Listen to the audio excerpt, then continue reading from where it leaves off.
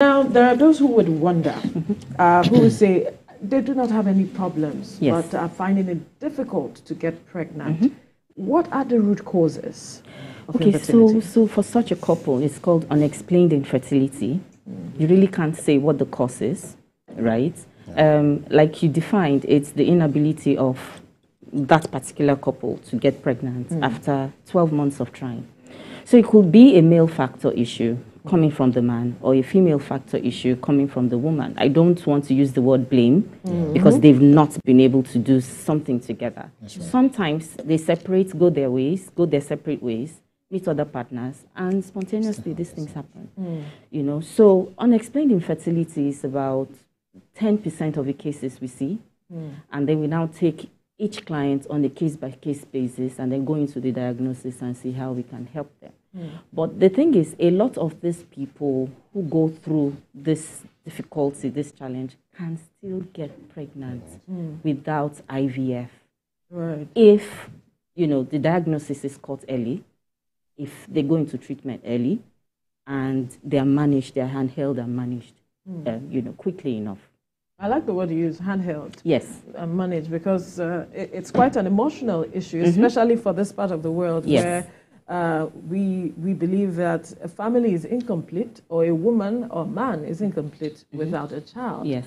And so the emotional challenge is huge. Right. So that is critical. But Ibrahim. Yeah, that's right. So, you know, just like she said, in this part of the world, you know, it's a patriarchal system. So they always believe that everything is wrong with the woman and not with the man. I've heard of a situation where the husband who was married to someone and then married to another person, the first person, you know, having delivered of different babies, and then the second person, they're having issues to, you know, procreate and all of that. But the lady had gone to hospital several times and said she's fine, and the guy refuses to go to the hospital, saying that I do not. When you are facing infertility, like I did for 12, 13 years, right? Both partners should go to the hospital to get checked. So men should not continue with the habit of saying, oh, I'm fine, I'm okay. You woman, you should go and get checked. The man should even go first and check himself first, because their own tests are cheaper and, you know, easier to achieve rather than pushing the blame on the woman. Yeah, so when both of them get to the hospital and they get checked, the counselors in the hospital, people like us, can counsel them and say, this is how you go about it. And there are so many, you know, solutions that are, you know, available to them to use. I am still staying on the matter of the root. Yes. And I want us to perhaps look in the direction of nutrition, habits, and all of those that could contribute to people being infertile. Right. So we live in a world that is full of fast everything. People want fast food and all of that. And we do not watch our habits, our lifestyle, our diet. Now you find people who smoke, who vape, who drink, who expose themselves to chemicals and heat and all of that. That affects infertility, especially in the man, right? It depletes the count, right? And it depletes the formation of the sperms that are needed for procreation. Also for the woman, what she's exposed to, the kind of chemicals she allows in her body, whether she's rubbing something on her skin to lighten her complexion, or whether she's applying something unknowingly, or the food choices you make. You know, there's some food choices that alter the estrogen levels of the woman and exposes her to a lot of issues with ovulation. So you find that she's not ovulating when she's supposed to. Now, when a woman is having a period, that doesn't mean she's ovulating.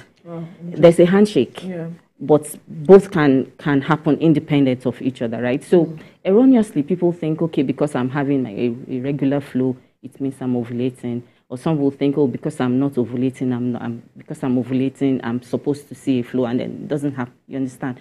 So foods we eat, foods we omit to eat, supplements we take, supplements we forget to take, all have a compounding effect on our ability to procreate. Now, for the woman, the major thing is for her to have good viable eggs, for her to be able to transport the eggs and receive, you know, from the man, and for her to be able to house a baby to life, to term. Those are the critical things we look at in a woman. And if any of these areas are not functional or are deficient or are suboptimal, then getting pregnant, for that couple becomes a challenge. Yes. So what are the foods that enhances such, well, that you just broke down now? And what are the habits too? Yes. Because we're educating people, and we have limited time, so as much as possible, let's address issues. So we encourage people to have balanced nutrition, balanced diet. In this economy? Yes, we can. Yes, we can. The thing is, people eat a lot of starchy vegetables, starch, carbohydrates, and food laden with sugar.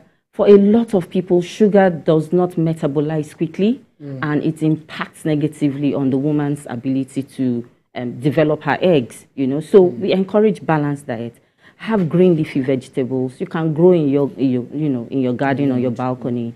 Make a habit of eating regular green leafy vegetable. Have healthy choices. You balance your portion. You don't need anyone to tell you to measure anything. Even with your eyes, you can see. If you're used to having carbohydrates like 3-4 times a day, you cut it down and you reduce the portions. You don't expose yourself to chemicals, no smoking, no alcohol whilst you're on this journey, both for the woman and for the man. Do you understand? And then you take supplementation. For a lot of people, vitamin D. We don't have enough sunshine, and we're in Africa. And people ask me how, because we live in air-conditioned rooms, houses, we go in air-conditioned cars, we're in air-conditioned offices, and we forget to take, and we forget to take that early morning walk, 45 minutes, 3-4 times a day.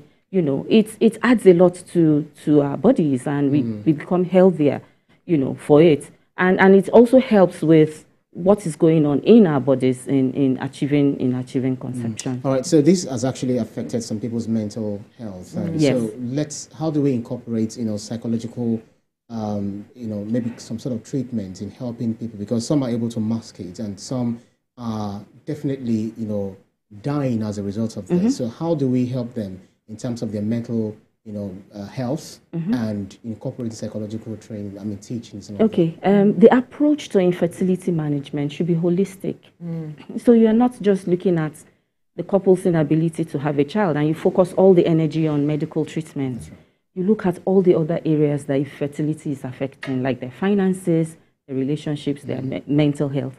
It's always compulsory for them to seek help from counselors as early as possible. And I'm emphasizing early because, that first year when they are trying, there's a lot of pressure. People are looking at them month in, month out. You are not shooting a belly. And they're counting 9 months for you from the day you get married to when you are supposed to have a baby. So we encourage them seek counseling early as possible so that you understand what you're going through. You take informed decisions, right? You're not just haphazard in what you do. You are deliberate and you're intentional. You know what you want, and there are steps to achieving it.